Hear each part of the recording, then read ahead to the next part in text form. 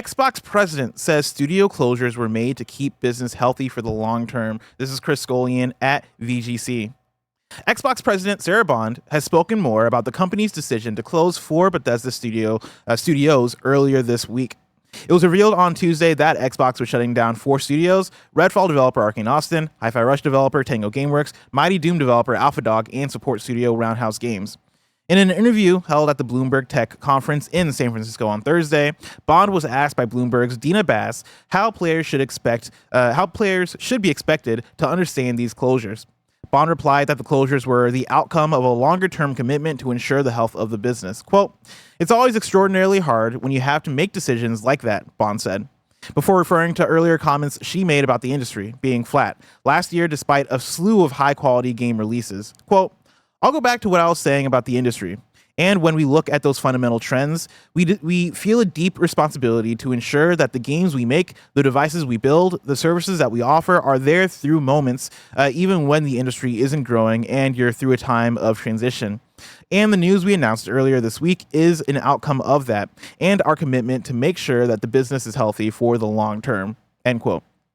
Bass pointed out to Bond that one of the reasons players and staff were most upset about the closure of Tango Gameworks in particular was that they felt the studio responsible for something as critically acclaimed as Hi-Fi Rush should have been considered secure. Bond reiterated that a number of criteria go into the closure of studios, with the ultimate aim being to ensure the long-term health of Xbox. Quote, "One of the things I really love about the games industry is it's a creative art form," Bond said. And it means that the situation and what success is for each game and studio is also really unique. There's no one size fits all to it for us.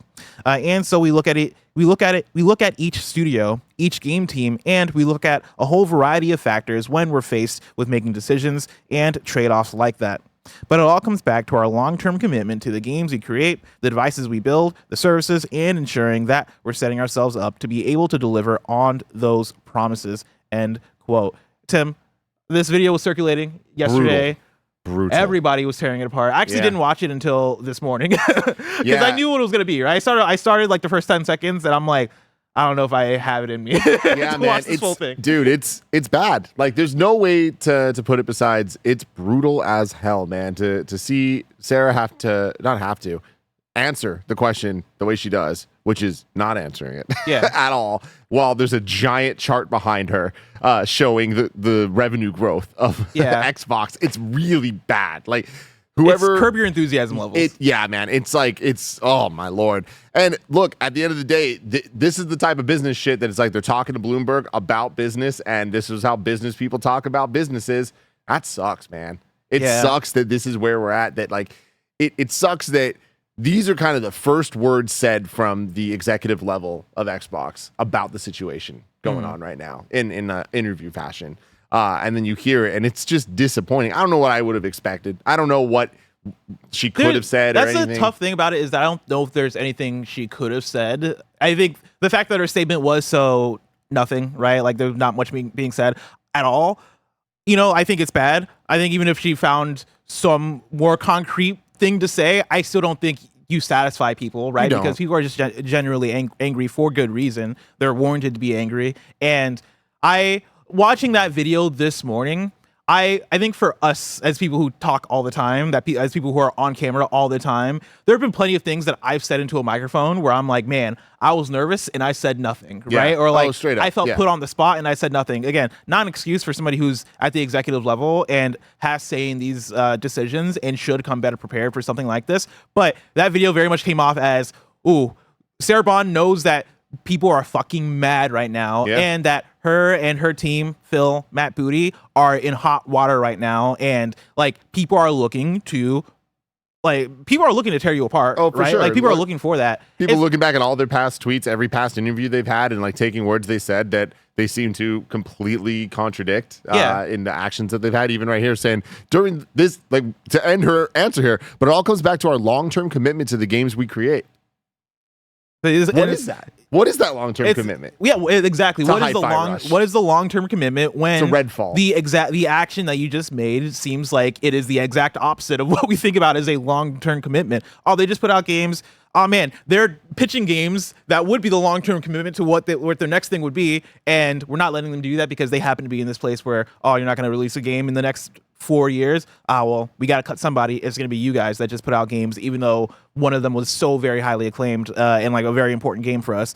And so, yeah, like I think I understand it from oh man, she's very nervous probably in that, and like probably is like looking for the things to say and realizing that she's not saying the right things, and like you can see it in her face a little bit, and I understand that more than a little bit. I understand that because I've been there. Oh yeah, dude. But also as an executive at Xbox, as Xbox president, yeah, you should know that you're going to be asked that question. You should come 100%. Better prepared for that question. But here's the problem though, go right? for it. Yeah, isn't this the better prepared? Like, isn't this like what? I don't know that there's any more preparation. Like, this is the way they talk. This is it. You know what I mean? We want something different, but like, I really struggled to see how more prepared she could have been. It's all lies. I think you could have said something, right? You could have said something as far as like, hey, we know that this is tough, and we know that we've made decisions here that didn't do right by our team. Like, of course, again, nothing's going to make anybody happy. Yeah. But the thing you said here, which is saying absolutely nothing, is making people go, oh, not only are we unhappy, but we're concerned about the people. Yeah, like being lied to. We are, like, you were saying things that contradict the exact actions that we're seeing take place. And on the PR side, even though I think this side is probably the least important of what's all going on here, is the fact that like y'all didn't have something a bit more prepared. You know, I'm so fascinated by the conversations within Xbox because the strategy up until now has been so, hey, let's be transparent. Let's, in the midst of the Redfall failure, right? Like, Phil Spencer didn't cancel his interview on XCast. He still showed up and he gave very frank answers and he was very open about it and was owning all that shit. Xbox, I think, a strength that they have, but I think something that is ultimately has come back on them to actually end up as possibly a weakness here is that they try very hard to be transparent and very human and very, hey, like, let's put our executives in the interviews. Like, let's let them talk about these things in problematic moments and, you know, not get closed off and like not talk to the people. And I think in the Redfall thing, that's an example of it. And Phil seemed prepared, or at the very least more capable of speaking to the stuff directly. Sarah, I don't know if Sarah maybe wasn't in like the exact rooms of like what, like, is she the right person to be asking these questions? Maybe those are more Phil or Matt Booty questions. But then also maybe it's a Microsoft strategy that needs to change of, hey, if you're not going to say shit, then maybe let's not go on this interview right after we shut down 4 of our studios. Yeah, with Bloomberg, who are going to ask these questions. That's the thing, is it's like there's no way around it. Like, these questions were going to be asked. She was going there to be asked those questions. You know what I mean? So yeah, it's so rough. And like, you know, we're gonna be talking about this stuff for a long time, unfortunately. But it really is interesting to look at Xbox and video games, period, and really question like, where do we go from here? Because why is all of this happening? They're saying they're blaming that the industry is not growing. Mm-hmm. Well, whose fault is that?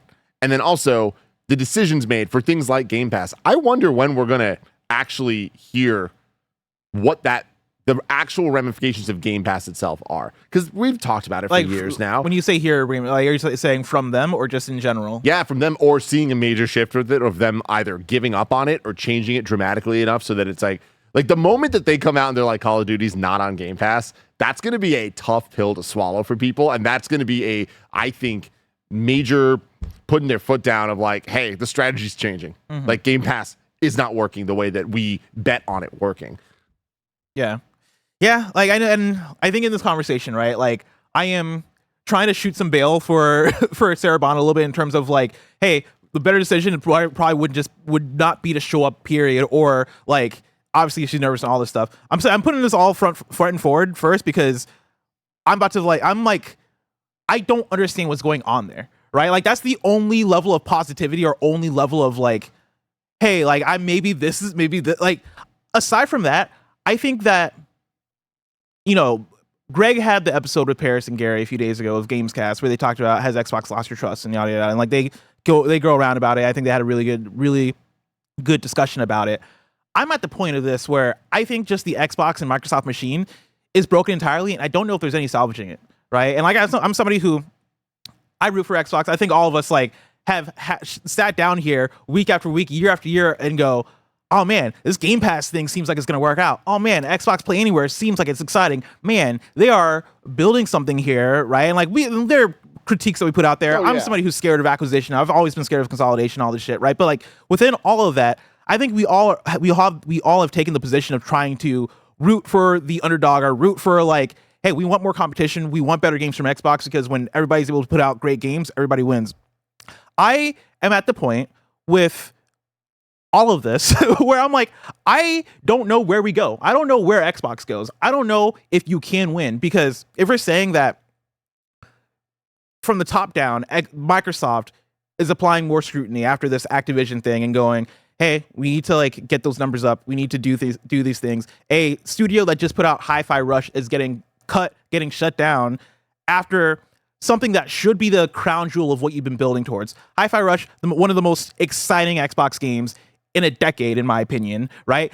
Hi-Fi Rush, a success on a, whether you want to call it a small game or a big game, I think it probably fits either boat, right? Like, that is what you should be building to. That should be the results. That should be the fruits of your labor.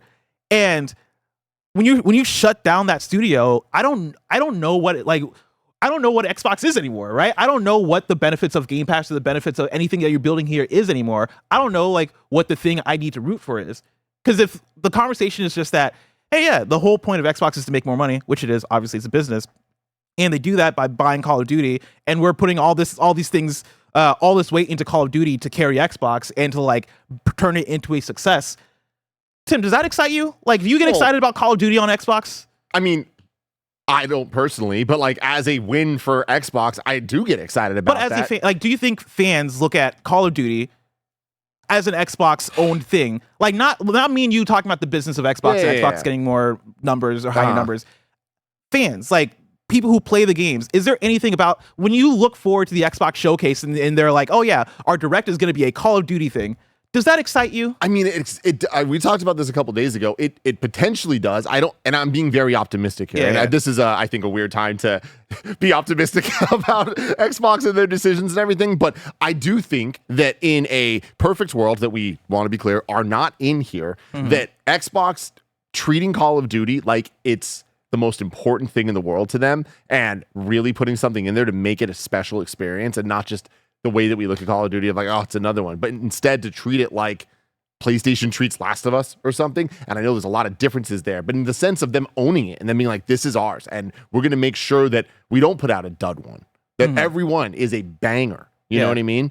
I am excited about that, but I feel like again, between all the acquisitions with the Bethesda stuff and the Activision stuff, you need time to be able to figure out the foundation and grow to what is Xbox actually. And I think that they were not able to do that. And like, that's the thing is like, they're putting the track down as the train is going. And they've been doing that for a very long time. And this is some conspiracy theory shit, but I think it's pretty clear now, looking back at Tango getting closed and Redfall or Arcane getting closed. Arcane Austin, yeah. I'm looking at that. It's like, all right, cool. Redfall, swing and a miss at a live service game. We've had this conversation a million different times, whatever. Cool. That quote unquote makes sense for like why they would look at that and be like, it didn't work. You know, we tried something that didn't work. But you look at Tango and Hi-Fi Rush, I'm willing to bet that game was just being made, and then when they acquired Xbox is like, oh shit, we have this thing. Yeah. Like, they didn't plan that. They didn't ask for that. That wasn't part of their strategy. And then when I think now it's even clearer, looking back, oh, the Shadow Drop, that wasn't some brilliant idea. That was just them being like, we don't know what else to do with this. Let's like get it out and move on. And it ended up being a win, and they turned the story into it being a win. But clearly, it wasn't a win. Clearly, it was not enough. Whatever metric they needed, it really just feels like lip service to like, and of course it's going to be. I don't expect them to come out and be like, oh, it's a dud. They don't do that. Why would you do that? That's not how business works. Like, you want to market things and celebrate whatever wins you have. But clearly, the wins that they had were not the wins that they needed. And I think that looking at it, they weren't looking at Tango to have the wins that they needed. They were just looked at them as something that they had to deal with and a Band-Aid stopgap to kind of put something out and have something. And that something ended up winning a bunch of awards and stuff. Yeah. Which, guess what? Their other projects don't. Yeah. I think I saw Paris in chat. Paris, if you want to hop in a Discord, Kevin, if we have the ability to pull him in, even if it's just his voice, you're invited, Paris, if you're able to do that with the permission of Kevin. But like, yeah, I can sort that out. Sick. Yeah, Paris, let us know. I think Do you get what I'm saying? I get what you're saying, but let me just say this like real, like just because I want to be clear, because I feel like I said a lot, but I want to get to my point. I think that Xbox was not able to get to the point of being the Xbox they wanted to be because they acquired a bunch of things that they didn't want every part of. And I think that they had to make use of what they had, and they are clearly struggling with all of that. And I think that that's the reality that we're in right now, and that fucking sucks. But yeah.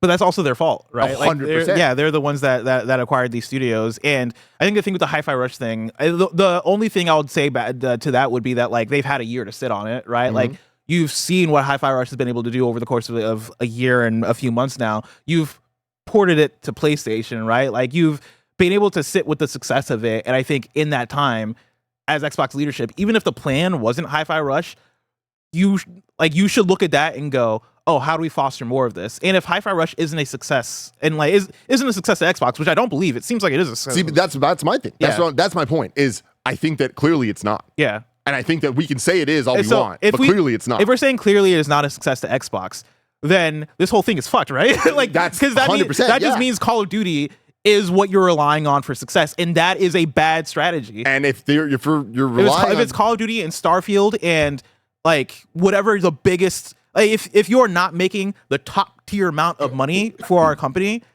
and if you're not doing that and becoming a success, and everything under that is deemed not a success, then we're not in a place where this is going to be sustainable, right? Like everything falls under that. And guess what happens if Call of Duty actually comes out day one on Game Pass and people aren't paying $70 for it?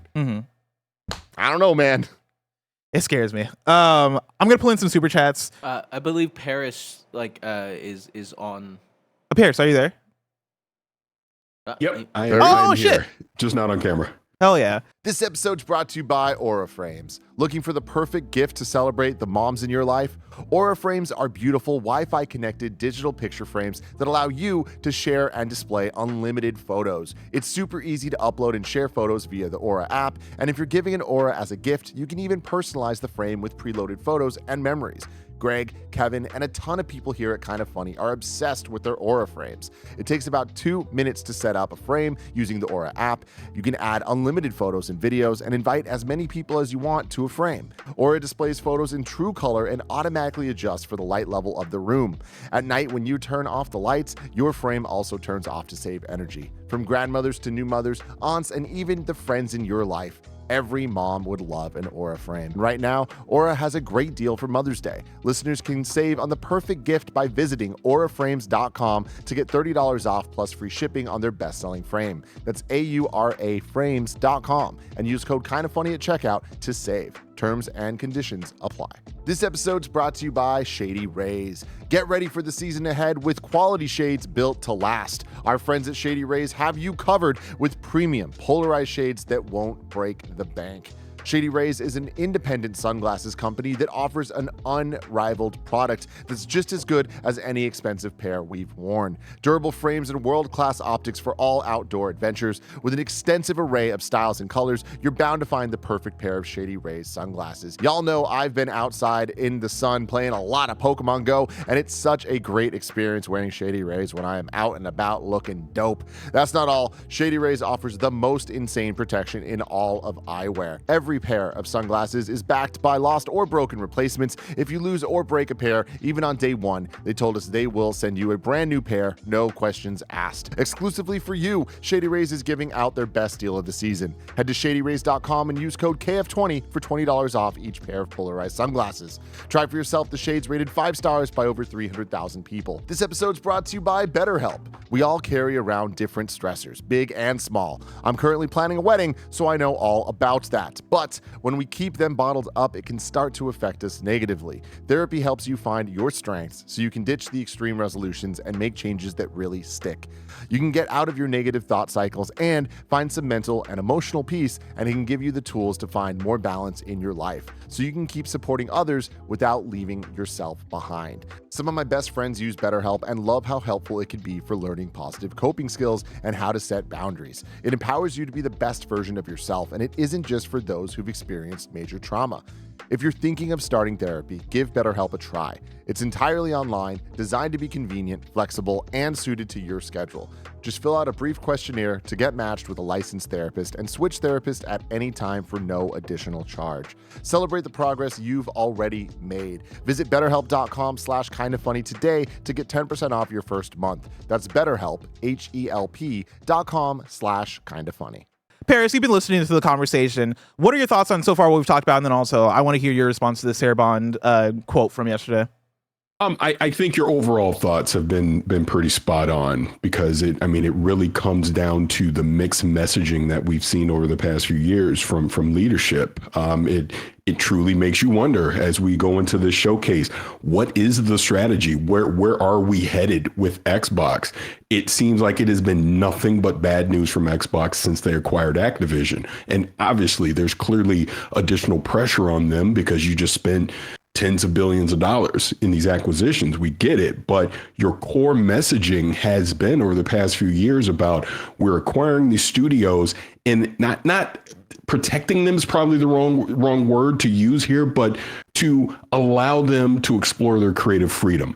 So Tango going away after exploring their creative freedom with a game like Hi-Fi Rush, which was critically acclaimed, you yourselves said a year ago, hey, it's meeting the metrics, it's doing everything we want it to do. And then a year later, oh no, that's not good enough. You go away. It's so baffling to see this happen. And to your point about Sarah yesterday, look, we all like Sarah Bond. But she is the president of Xbox now.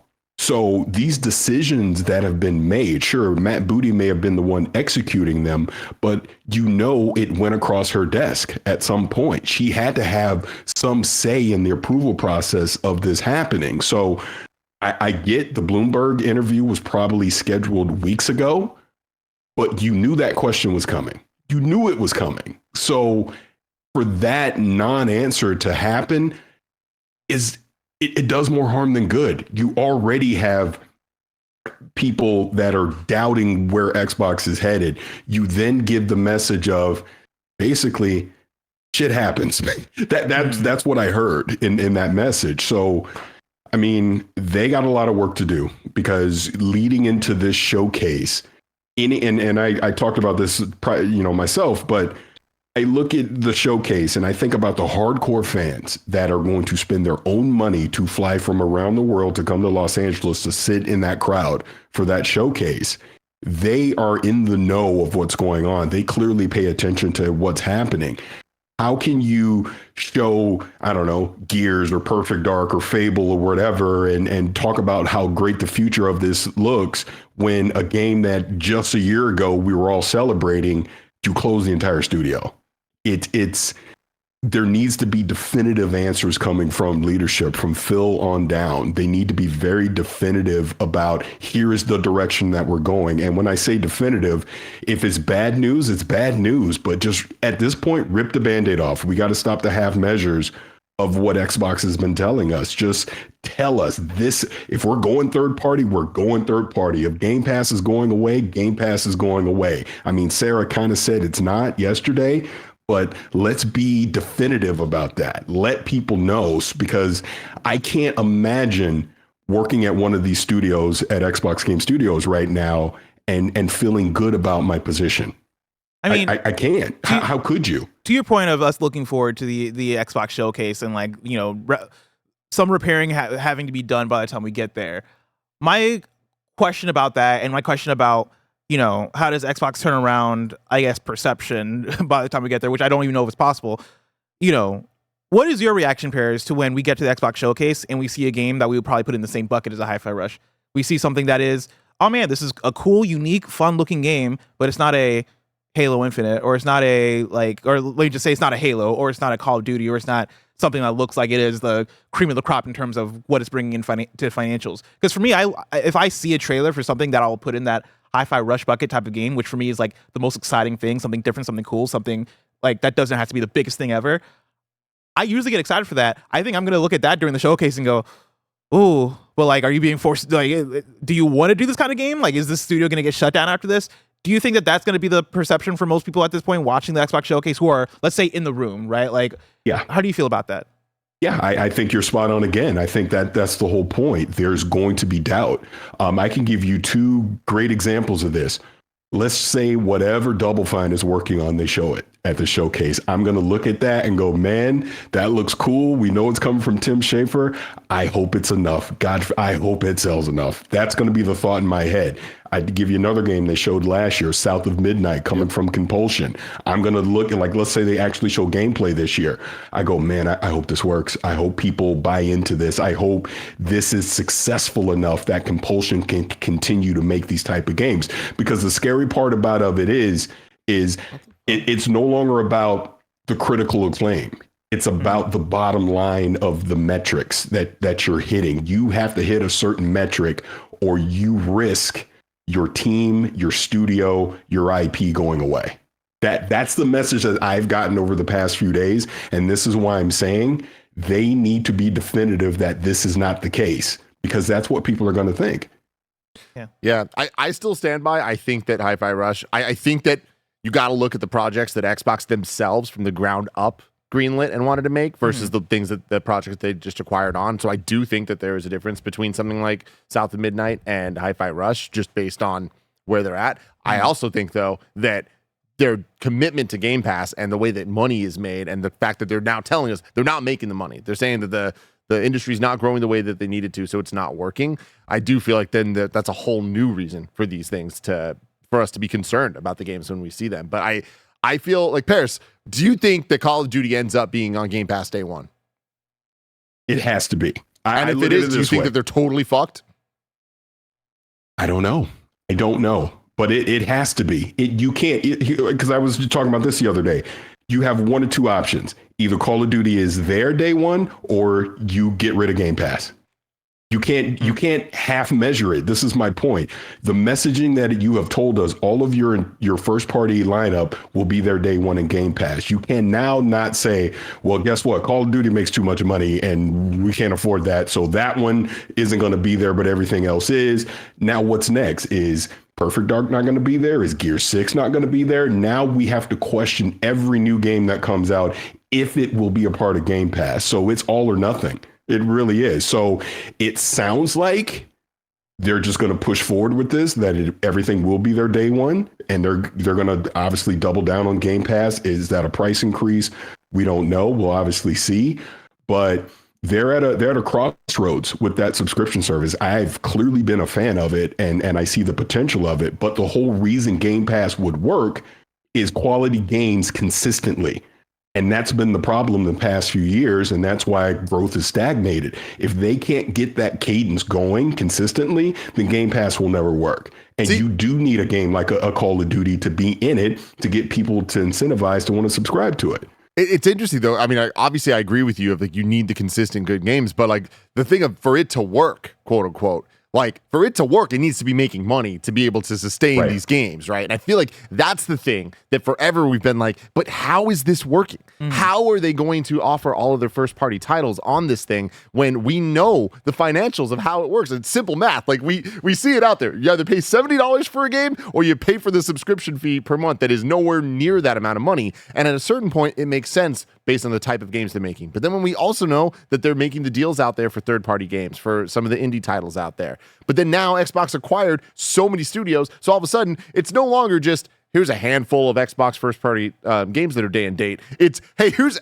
so many freaking video games, Bethesda titles, the next Elder Scrolls, Starfield, Call of Duty, all of those are day one on this thing. All of a sudden, it needs to make a lot more money. And that's the thing for me is that's how it works. That's the question I have of how does it work? How can they make it work? It doesn't seem like they can. Yeah. I mean, that's the concern for me. That's why I'm leaning towards, I don't know if it's going to be on Game Pass.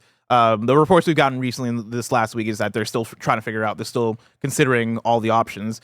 And I think the fact that we've seen the numbers, the reported numbers about what Game Pass are, and it seems like Game Pass is underperforming and you're putting all these big games on Game Pass, Call of Duty has to make the money. That's beyond question. Call of Duty was bought so you can make the money, and Call of Duty makes the most money when it's being sold at a premium price, when it's being sold across all platforms, when it's being able to bring in that revenue. Does Game Pass cut into that? Like, if that isn't if you put Call of Duty on Game Pass and that doesn't cost Game Pass to straight up skyrocket, and if that doesn't also trickle down and then like get people involved in all these other games on Game Pass, if that doesn't have that ultimate impact, then that's gonna be a big problem, right? Like the entire Xbox strategy is gonna have to shift. Like this year is gonna be make or break in terms of what that looks like for Xbox. And so I wouldn't be surprised if they're like, hey, yeah, like it'd be way too much of a risk to put on Game Pass. But yeah, Paris, to your point, if they don't do that, that changes the entire messaging of Game Pass, and then yeah, like you're going to have to sit down and have another one of those like podcast episodes with Matt, Phil, and Sarah, and go, hey, this is what we're doing as Xbox. Like this is what it looks like. Go for it. But no, I was just going to say, but see, that again goes back to the communication and the messaging, because at the business update, Matt Booty was very specific that all of their first party lineup will be there day one in Game Pass. Yeah. Phil Spencer even reiterated during GDC the intent, and I want to be keyword intent, is for Call of Duty to be there in Game Pass. And then Sarah Bond just yesterday also repeated what Matt Booty said. So this is what I'm saying. Either you're all in on that and you're doing it, and if you're not, to me, you rip the Band-Aid. You rip the Band-Aid now and say, look, we tried this thing. It didn't work. We're scaling it back. Maybe you just don't do day one at all. Maybe you basically have a PlayStation Plus tier that is Game Pass, and day and date. If you want something day and date, you got to go spend $70 to play it. Yeah. Look, things happen. They clearly tried. I clearly appreciate the effort as a consumer. I want Game Pass to succeed, but if people are not subscribing to it in the numbers that make it sustainable, and now you have basically the 800-pound gorilla that's a part of your first party lineup in Call of Duty that we know makes billions, and you can't risk that, then rip the Band-Aid now. Just that's all I'm saying is, if it's bad news, just tell us now. Stop spinning it into half measures.